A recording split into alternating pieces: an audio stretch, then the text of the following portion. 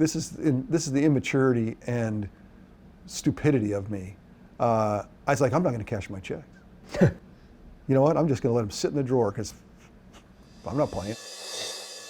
The Express. It's the early 80s. You sign a $40 million deal.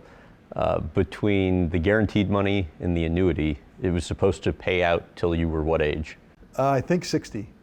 And so, and they added up all the annuity payments for all those years and then called it $40 million. At the time, Wayne Gretzky was making $2 million and Magic Johnson was making $2 million. And then I was making $40 million. That's how it was promoted. And it was worldwide. Every town I went into to play in the USFL, there was a sign, 40 million, you suck, you know, you're terrible. And it's a great story. My mom, they drove down from Connecticut to Washington, D.C. to see the USFL game. And I did something on the field, fumbled or something, and a chant started in the corner of the stadium where she was, 40 million down the drain. And the chant started to take the whole stadium, 40 million down the drain. And my dad tells the story, my mom's like, she stands up and everyone around her, you know, the guys and everything, and she goes, but it's an annuity. It's not 40 million, it's just an annuity. That's why he sucks. It's not, no, she didn't say that part, but it's just so funny that my life, again, how fast can we spin Steve Young?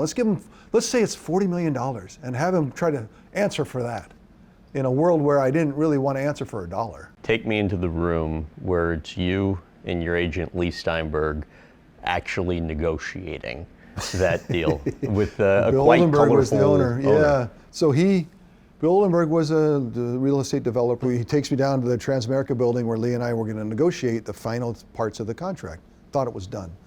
And so we go upstairs and we're getting done, and my dad he's a lawyer, so he wants to be part of it, and he says, hey, I haven't read it.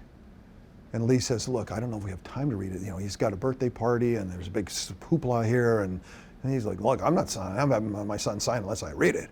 So then Lee has to tell Mr. Oldenburg, we're going to have a little delay here. You know, we have to. So the delay goes on an hour and a half, and we're sitting in the conference room, just sitting there. And Bill Oldenburg comes in and he was pissed. And he's like, he takes a wad of hundreds, like as big as you can hold. And he goes, you want more money? Is that what this is all about? You want more money? And throws it at me. Hits me in the chest with the money, like flying money. And I remember thinking, I've never seen so much money in my life, you know? And I'm like trying to pick it up, you know? And he storms out and has us escorted out of the building with security without the contract being done. Because my dad wanted to make sure that he read it.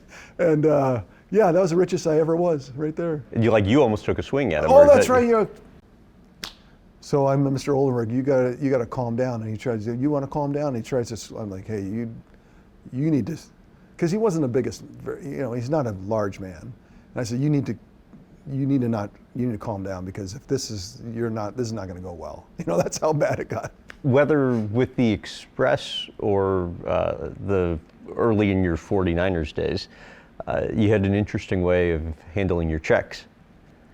Well, I think it's PTSD from the $40 million thing. So tell about the call you got from the then 49ers owner. It's nearing the end of the year, and he's trying to close out his books. This is, again, a larger story. I'm in Tampa Bay.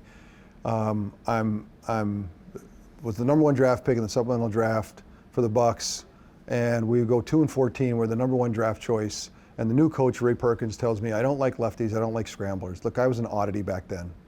Today's game I would be really cool, but back then I was odd.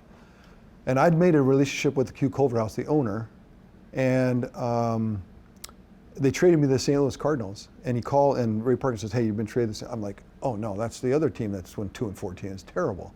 I called the owner and said, Mr. Culverhouse, we had a relationship. You said I was your quarterback for life, and now I'm getting traded. He goes, oh, I'm so sorry. Yeah, you're right. I'll nix that trade, and you have a week to go figure out what you want to do. And Bill Walsh was the first call.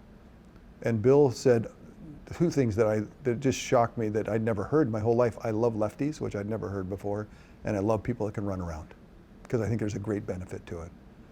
And then he told me that Joe Montana had 2 back surgeries, and you know, I don't know when he's going to play again.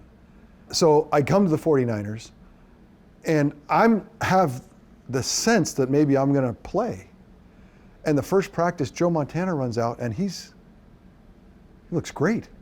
And I turn to Bill Walsh and I go, he's not hurt.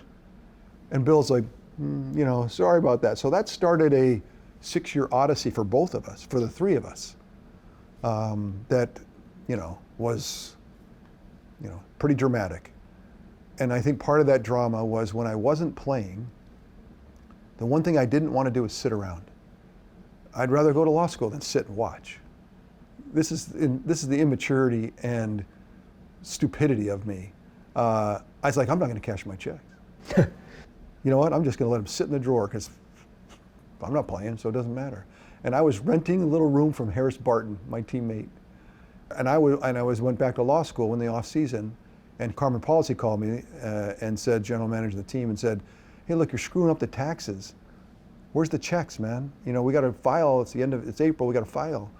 And I forgot I'd left them in the drawer in Harris's house. So I called Harris. I go, Harris, would you go into my room and just see if they're all in there? And Harris, he tells a funny story. He goes in there and he's like, 16 checks, you know, pretty big checks. He's like, what are you doing, man? And I go, do me a favor. You remember for how much? I was, you know, it was good money, man. $4 million you just had sitting in your dresser drawer. drawer. So I said, do me a favor, man. You know, would you gather them and send them to me? Because I gotta, back then there was no, you know, you couldn't take a picture of it or anything. And so he sent them to me, we got them. I finally gave in because of the audit for the 49ers. Reluctantly gave in, Graham, reluctantly.